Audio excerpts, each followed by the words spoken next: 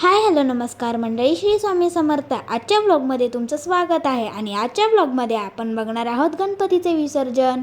बाप्पा आपल्या घरी निघाले आहेत म्हणून खूपच वाईट वाटत आहे. 10 दिवस कसे संपले ते कळालेच नाही. पण हे खरं आहे की बाप्पा आपल्या घरी निघाले असतील तरी आपल्या पाठीशी नेहमी राहतात. गणपती बाप्पा मंगल मूर्ती कोणी हात लावायचा ना. रब्बर आणि पेन्सिल होती बरोबर. सॉरी माहिती असेल तर रब्बर आणि पेन्सिल यांचं एक ना असं विशिष्ट नातं आहे की ते नातं असं आहे ना की पेन्सिल जे काय चुकीचं करते किंवा काही गोष्टी त्याच्यापेक्षा चांगलं करू शकते तर ते खोडल्याशिवाय पुन्हा चांगलं होऊ शकतं का? नाही होऊ शकतं. तर त्याचं काम कोण करतं? खोड रब्बर. तर पेन्सिल जेवढं चांगलं तेव्हा काही चुकते काय करायचं असेल ते त्याच्यापेक्षा चांगलं करू म्हणून खोडलबर त्यासाठी नेहमी झिजत असतो. कालांतराने काय होतं की खोडलबर हा फोडून फोडून फोडून फोडून त्याचं आयुष्य संपतं.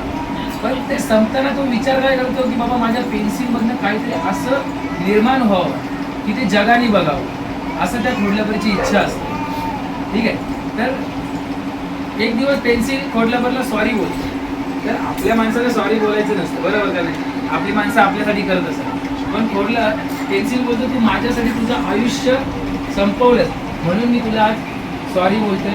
माझ्याकडून काय चुकलं तर माफ कर. तर सॉरी बोलायलाच पाहिजे असं नाही. ते आपल्या मनामध्ये आपल्या माणसाबद्दल एवढं प्रेम पाहिजे की बाबा ते आपण त्याला सॉरी बोललं पाहिजे. तर आता या स्टोरीमधलं जे पेन्सिल आहे ते एक पिढी आहे. म्हणजे तुम्ही आहे, आम्ही आहे, मी आहे. आणि जे खोडलबर आहे ते आपले आई वडील आहेत, ते आपले पॅरेंट्स आहेत बरोबर. पॅरेंट्स आहेत आपल्याला ज्यांच्याकडून काही शिकता येते. एखादा गुरुवर्ग म्हणजे शिक्षक बोल किंवा ही दिदी मी हिच्याकडून काहीतरी शिकलोय तर ही खोडलबर आहे. तर त्या खोडलबरचा ना नेहमी आपण ना आभार व्यक्त केले पाहिजे. त्याचे नेहमी उपकार आपण ठेवले पाहिजे. आता एखादी मुलं आहेत त्यांना घडवण्यासाठी त्यांचे आईबाप किती प्रयत्न करतात. त्यांचा काही स्वार्थ असतो का याच्या पाठी का बाबा हिला घडवली म्हणून मला फायदा होईल असं काहीच नाही. ते फक्त आपलं चांगलं व्हावं म्हणून आपल्यासाठी मेहनत करत असतात. कोणाचे पण आईबाप कसे पण असू दे. कोणाचे वडील दारुडे असतात, कोणाची आई काय असते पण ती आपल्या मुलांबद्दल नेहमी चांगला विचार करते. तर नेहमी ना काय करायचं ना आपल्या आई वडिलांसाठी ना आदर व्यक्त करायचं. पप्पांनी मारलं म्हणून पप्पा वाईट असतो का? किंवा आई ओरडली म्हणून आई वाईट असते का? आई वडील कधीच तुम्हाला ह्या जगामध्ये ना आई वडिलांनी एवढं प्रेम कोणीच देऊ शकत नाही. लक्षात ठेवा. निस्वार्थ प्रेम असतं आपल्या मुलांसाठी.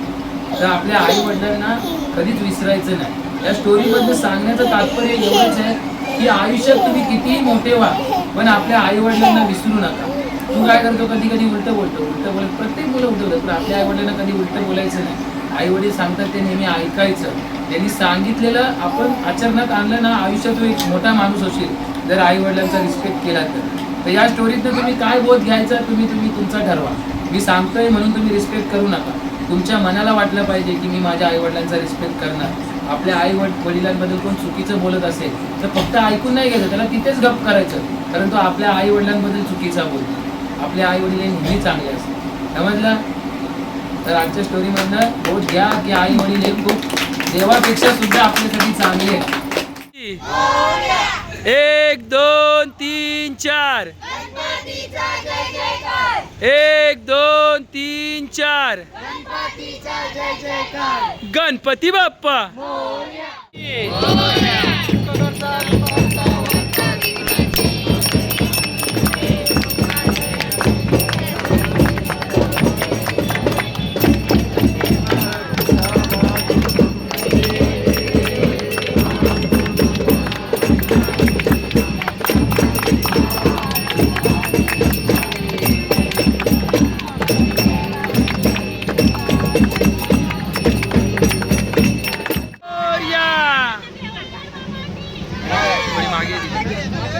गणपती बाप्पा मंगल मूर्ती उंदीर मामा की.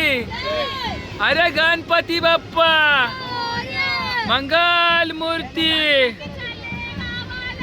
चैन पडे ना आम्हाला, चैन पडे ना आम्हाला. मोरया मोरया गणपती बाप्पा. मंगल मूर्ती गणपती.